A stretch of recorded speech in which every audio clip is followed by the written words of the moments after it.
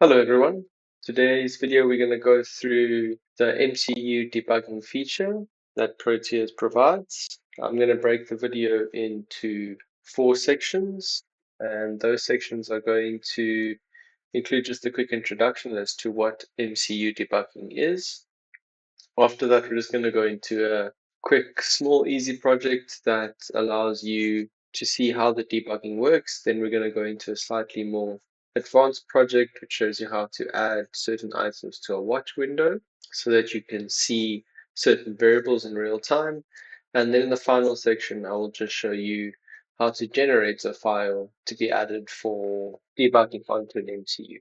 So that will be done specifically in the Arduino IDE for this video, but it is applicable to any software that you use to generate code. So whether that's from STM32 Cube IDE or whatever IDE you might be using to generate your files for your MCU. All right, so this video is going to stay with sample projects. So this will allow anyone to follow along that does watch these videos. You'll have access to all of the projects that are shown in this video. Besides the last one is just going to be a quick example on how to generate a file. So I just made a small project for that. All right, so what you're going to do first is you can come here to, if you're following along, you can come here to open sample project. And then the first thing that we're going to work with is just going to be the Arduino 7-segment display. So we're going to be looking for Arduino 7-segment and terminal. The reason I'm using the terminal one is it just allows a bit better of a demonstration as to how we can go through our source code by inputting a value here and causing breaks in the code. All right, so once we've opened the project, you'll see that you will be greeted with your schematic layout. And in the schematic layout, you will see your MCU, which is the Arduino Uno ATmeg 328P is what the MCU is on that board. And then you'll see your terminal, a 7-segment display, and then the 74HC595 OVS shift register. All right, and then the next thing that you'll see on top of that is the source code file that's also available. So this is just the code that is present on the MCU. So this is what you will be running when you start simulating this project. So from here, what we can do is we can start the simulation, and immediately you will see this little terminal that pops up here. And that terminal is just the simulation of this terminal here. So how this project will work is if I now put any number in here, for example, if I type the number 5, then that number will appear on the shift register. So that's applicable for any number. If I type 1, 2, 3, 4, 5, 6, 7, 8, 9, I will then see all of those numbers start appearing on this 7-segment display. So that's how the project works. If we want to now start going into the MCU debugging features, what we can do is actually pause the simulation, and it will take us to the source code tab that I showed you earlier. From here, you will see any relevant items in your schematic. So in this case, it's just showing you the button that you can interact with on the schematic, which will reset your MCU. And then there'll be a window here for your source code and variables. So this will be a list of registers that you can see from your MCU, etc. But we'll go more into depth with variables in the next project. For now, we're just going to go into debugging the source code. So if you get a window like this that's not showing any code, all you need to do is come to this drop down here and then select your main.ino or whatever you have named your project file to be. Right, so once you've changed this now to be your .ino file, then you will see that you'll have your code that's actually running on the MCU that I showed you earlier in the source code tab. And from here, we can see that we have our setup routine, and in the setup routine, we're setting up a Pineapple library for the 7-segment display, and then we have our loop routine that will run continuously.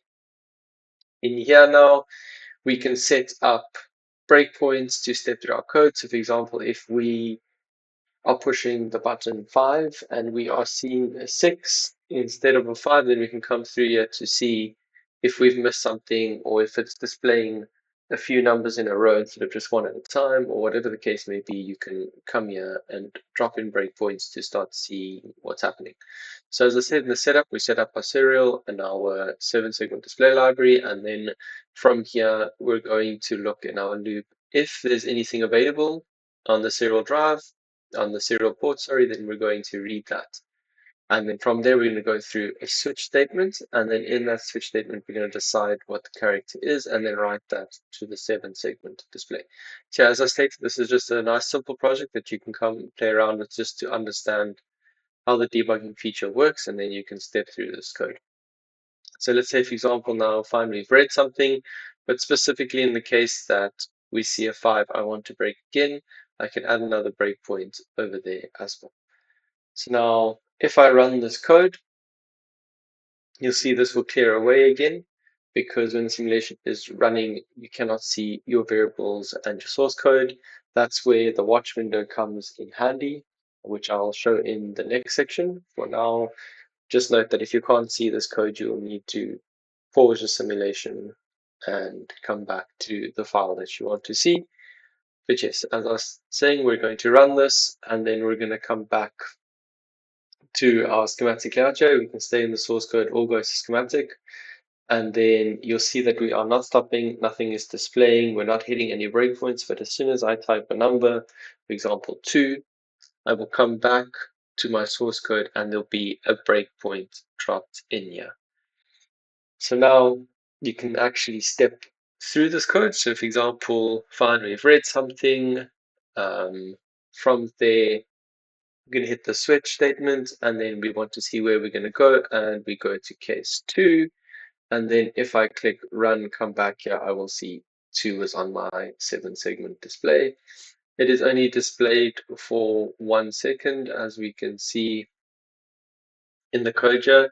So if you don't toggle back over and you don't see the 2, it's not that it didn't work, it's just maybe that you didn't switch over quick enough to your schematic again, but you can just remove this breakpoint and then push play, type in 2, and you'll see it appear. Yeah. So yeah, that's how you can step through there. Specifically now, let's say I wanted to stop not just when I get a character, but when I get 5, I put the breakpoint in there. So if I type 5, it will come through here and hit this breakpoint. So you can isolate certain places in your code and then step through that to see where that will go, and then step over.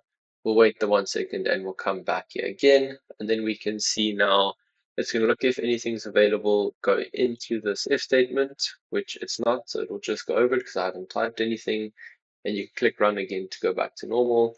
Now if I type any number besides 5, it will just go on as normal. So 4, skip 5 for now, 6, 7, 8, 9, and if I type 5, it will again hit this breakpoint. To remove breakpoints, you can just click on it again, push play, and then everything will go back to normal and your code will run.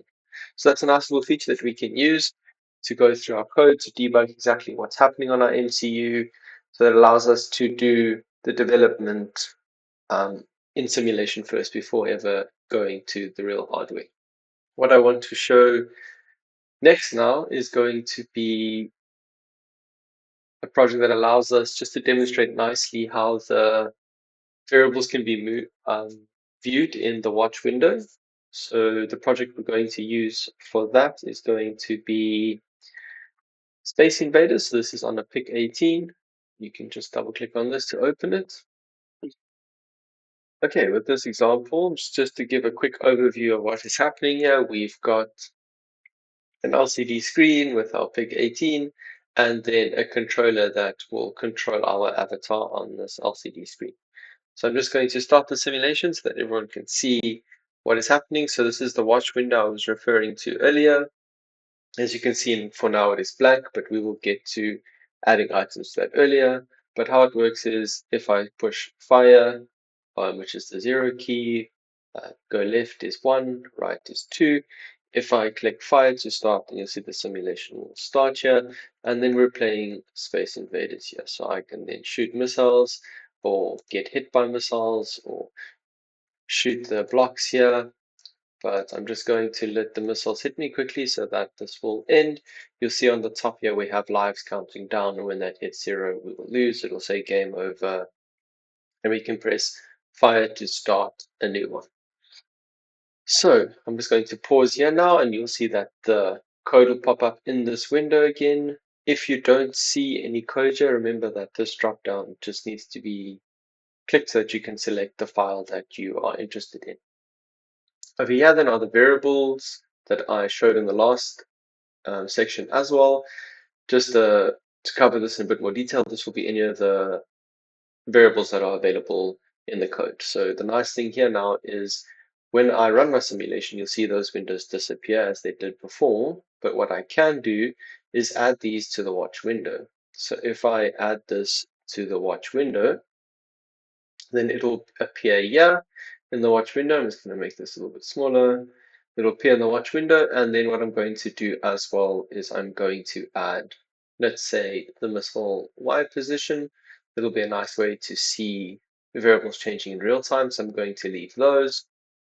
And then you can change how the value is viewed here. So instead of this being hexadecimal values, I'm going to display them as unsigned integers, unsigned integer, and I'm going to push play again. Okay, and then I'm going to start the simulation.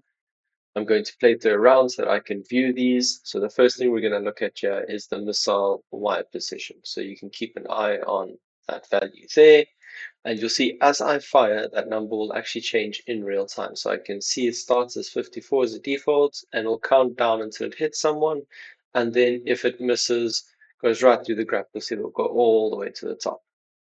The next thing we're going to see is our lives counting down as we're getting hit by missiles here until we hit 0 and the game is over. So one thing you'll notice is that the value for lives is being stated as 48 when I got to 0. So we're going to use this as an example to debug why this is happening, and you can see how you can actually go through your code if it's not matching up what you expect to understand why things look the way they do.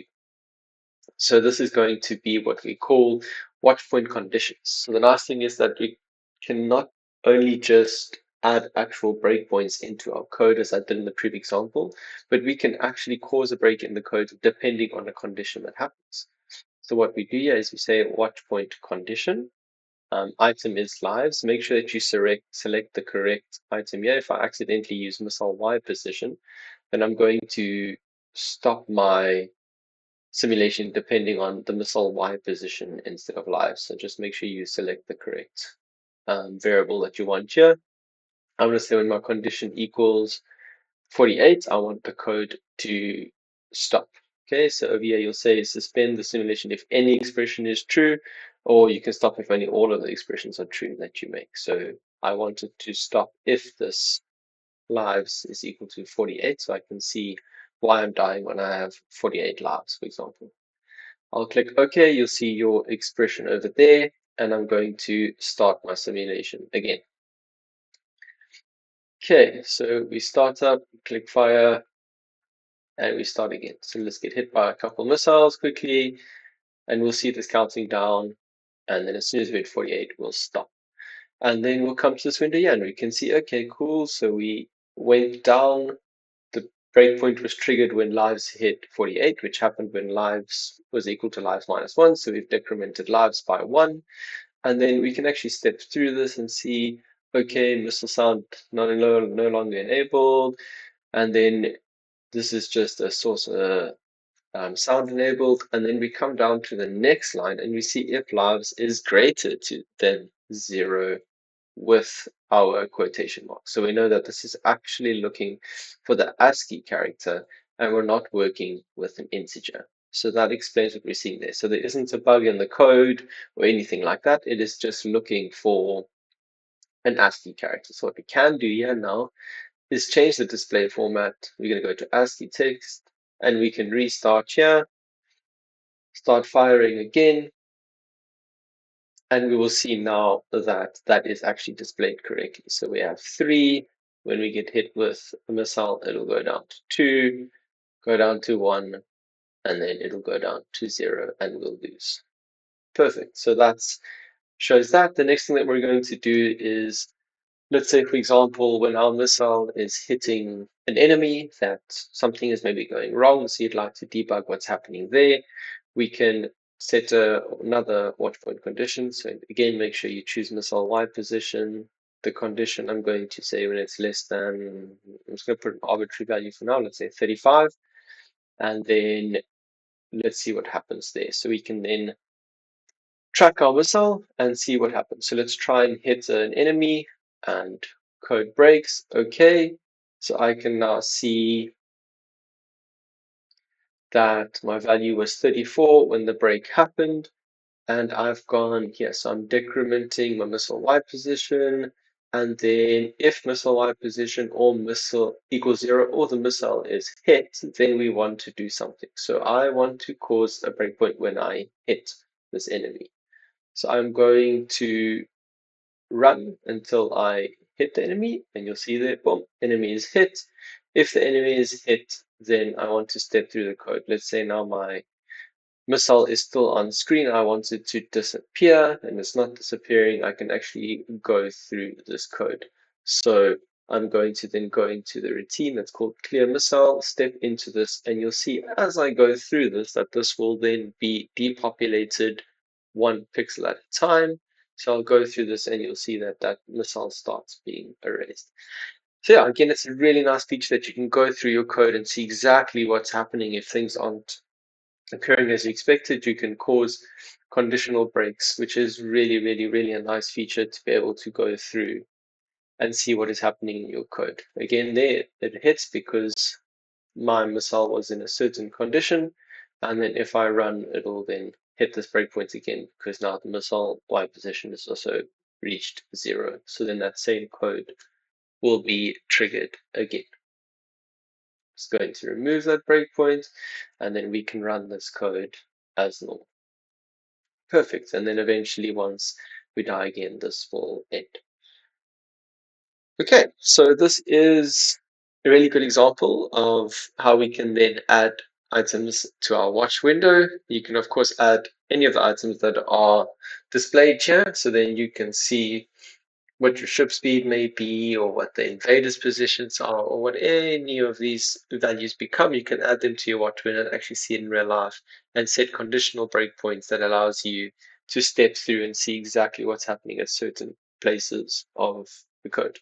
Okay, so that's going to cover what was the second section, and then I am going to now go over and start the third section of this video. Okay, and then in the final section, we're going to go through how to generate the code that you're going to load onto your MCU. So for that, I'm going to open a project that I have quickly made just to demonstrate this. It is going to be just a simple LED flash routine. So it's going to be the Arduino Uno at MEG A328P. Just got a current limiting resistor with an LED going into ground, and then the reset pin being pulled high. The code for this is just going to be the setup and the loop, and it's just going to be a digital write to write the LED high and low, so it's just going to be turning off and on with the delay. What you're going to want to do is you're going to say sketch export compiled binary. That's then going to compile and build your project. From there, you can say show sketch folder. What that'll do then is open the sketch folder. You're then going to go into wherever the files get output, and you're going to look for the .alf, the .alf file. Going to copy this directory, and then in your Proteus project, you're going to either double click on this or right click edit properties on your MCU. You're going to come to the directory, copy in the directory, and then, which is the directory already had opened, you're going to double click on the alpha or click once and say open, and then click OK. What you can do from there then is push play, and it will start your simulation the same way that we have before. You'll see your LED blink, and if you pause, come here to your blink.ini file, and you will see the same code that I had opened in the Arduino IDE. Again, it's going to be all of your variables here, and you can add breakpoints into this code as before. And then if you run, as soon as it hits that code, it'll do a breakpoint, and then you can step through this. So it will turn the LED high when you step over, and then it'll go through the code again until it comes back. So that's going to be your delay. Step over, turn off, and then you can run and it'll turn off. And then it'll come back again, and so on and so forth. Step over, and then it'll run again, off, and then every time it comes back to that breakpoint, it'll go, and as soon as you click run, it's going to put it high as it goes over that piece of code. Perfect. We will then just remove that breakpoint, and then the code will run as normal. So that's how you can generate the code to put onto your MCU. So whether you are using the STM32 Cube IDE or whatever the case may be, you will be looking for that .alpha file. Just a note that you can still simulate the code to run with the .hex file. So in that same directory, the hex file will be output, so you can run and your simulation will go. So you can still test your code with the hex file, but just a note that you won't actually have access to the physical code in that case. So your ELF file will contain more information regarding your actual code, and then you will be able to actually see that physical code. So you'll see that the size of your ELF file is significantly bigger, and that contains just a bit more information to allow Proteus to step you through that code. So yes, that's a roundup of the MCU code debugging. You can go through all of this again and pause through it. And as I said before, in those sample projects, you can go through them and add in breakpoints or step through the code or add items to your watch window that we did with the Space Invaders. If there's any questions on that, you can contact us anytime and we will get back to you regarding any questions that you may have on how to use Proteus. Perfect. Thanks so much.